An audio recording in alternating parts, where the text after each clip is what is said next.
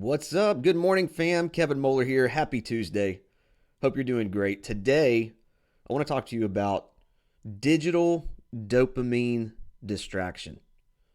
Because dopamine, as I'm sure you're already aware, but it's a neurotransmitter where a chemical message in the brain that's associated by things that are pleasurable triggers it, right? Things like reward, things like motivation, things like eating your favorite food, or when you close a profitable trade, and when you're listening to your favorite music, or any enjoyable activity that triggers dopamine.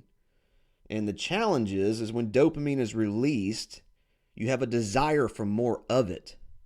And that creates a loop, or what I like to refer to as a flywheel, where more dopamine makes you want to have more dopamine, which makes you want to have more dopamine. Well, guess what also triggers dopamine? Your mobile device, digital distractions, things like notifications, things like checking likes on a post, things like looking at comments, engaging with people. These are all things that trigger dopamine, and they're literally designed to do this. I mean, they're brilliant. They hire some of the best psychologists on the planet to help develop these products and softwares and social media sites to literally get you digitally distracted and trigger that dopamine, and to literally get you hooked and addicted to these devices. Why? You see more ads. The more that you're on social media, the more that you're on your devices, the more ads that you see. The more ads that you see, whether you click on them or not, the more ad revenue that these platforms generate. So it's profitable for them to keep you hooked like a drug addict to these digital devices. The problem is that there's no titan of industry. There's nobody that you know of that is hugely successful in some area of life that has not figured out what they need to do to not be so distracted as the average person.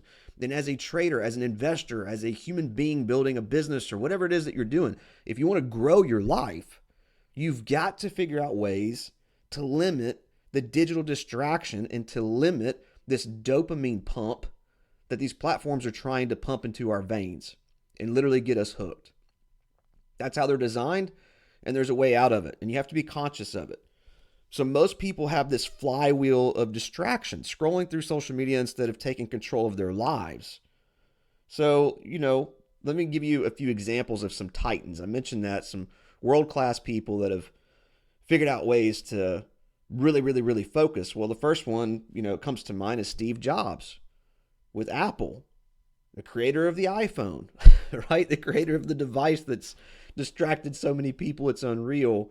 And this is not an anti-technology talk. I mean, listen, if you know me, number one, I'm a Steve Jobs nut. I love Steve Jobs, but I'm an Apple nut. Like, I've got multiple Mac computers. I've got an iPhone. I've got an iPad Pro. I've got all kinds of different devices. So this is not an anti-technology, but I'm also very, very, very focused on how I use technology. And let me give you some other examples instead of just myself. But Steve Jobs, I mentioned him, right? Co-founder of Apple, the guy really behind Apple.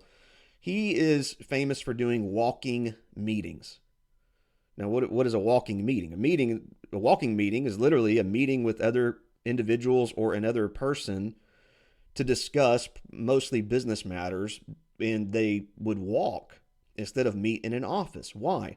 It's really hard to walk and talk to somebody and think about what they're saying and have a meeting while being digitally distracted. It's a great way to actually focus. And you talk about a man of focus. I mean, he had a daily outfit because he didn't want decision fatigue, right? If you're analyzing charts every day, if you're a full-time trader, then you understand decision fatigue. If you are an entrepreneur, then you understand decision fatigue.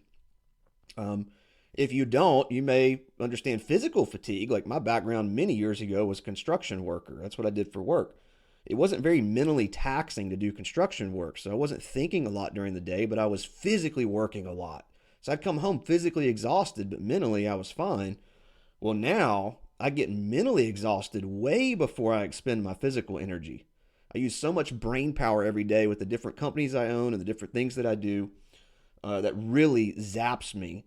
And Steve Jobs didn't want that anything extra to give him decision fatigue, where it was hard for him to make decisions. Basically, he was protecting his mental bandwidth And so he literally wore the same thing every single day. He wore the same turtleneck, the same jeans, the same shoes every single day. He kept things very simple. And that's some of the ways that he protected his sanity and his digital distraction. And then Elon, right? Elon Musk, everybody knows Elon.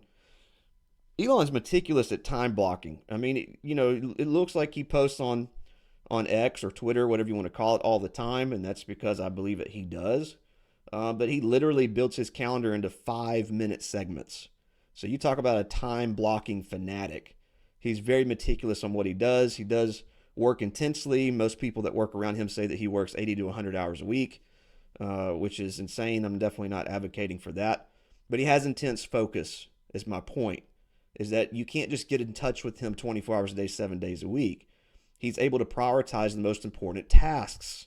And then Benjamin Franklin, he had a crazy schedule. He had a meticulous way of carrying his calendar, and he had routines that he would run, and he'd have reflection segments that he talks about that were so important to him. And the only time that he would do that is by getting away from distractions. And then you got Warren Buffett, arguably the most successful individual investor on the planet.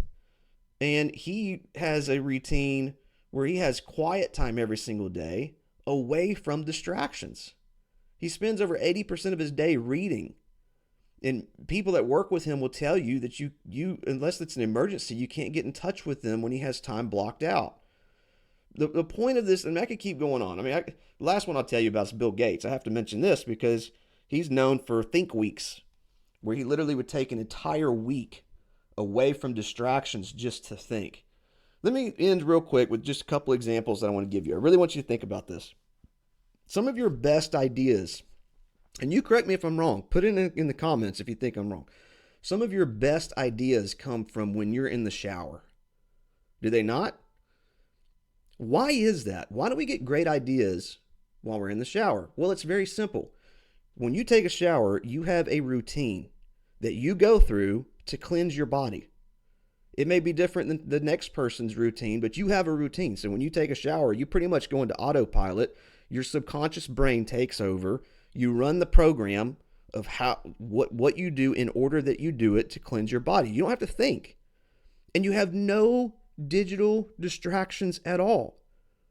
Unless you're playing music, or unless you have a waterproof case for your electronic devices and you bring them in the shower with you, which, whatever, to each his own. But my point is, you don't have any digital distractions there. So you're able to think and you free up your mind because your mind's not even thinking about the task at hand because it's on autopilot. That's the reason why we get some of the best ideas in the shower. Well, what else do we do in our lives where we go into autopilot? We sit on the toilet. And why don't we have great ideas from sitting on the toilet?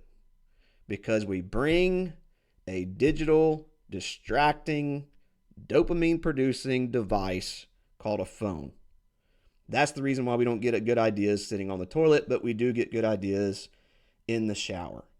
If you don't take time away to think, if you don't take time away to focus, if you're a trader and you're looking and you're analyzing the market and you're reading material and you're looking at charts and you're doing what you do, you've got to find time to get away from digital distractions. If you want to optimize and be the best that you're able to be, you have to limit those digital distractions.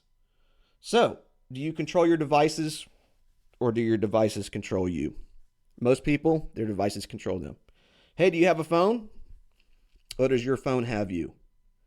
Most people, their phones have them, not the other way around.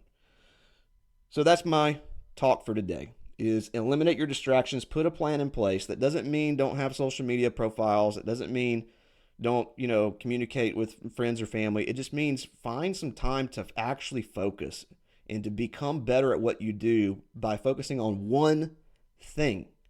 And maybe that's during your trading session. Maybe that's during your studying or reading and looking for alpha or upgrading your game, going through a course, figuring out how to be a better trader, or getting caught up in our Discord, whatever. Just eliminate distractions, learn how to focus, and put those parameters in place to help you become the world-class version of yourself. That's all I got for now. See you later.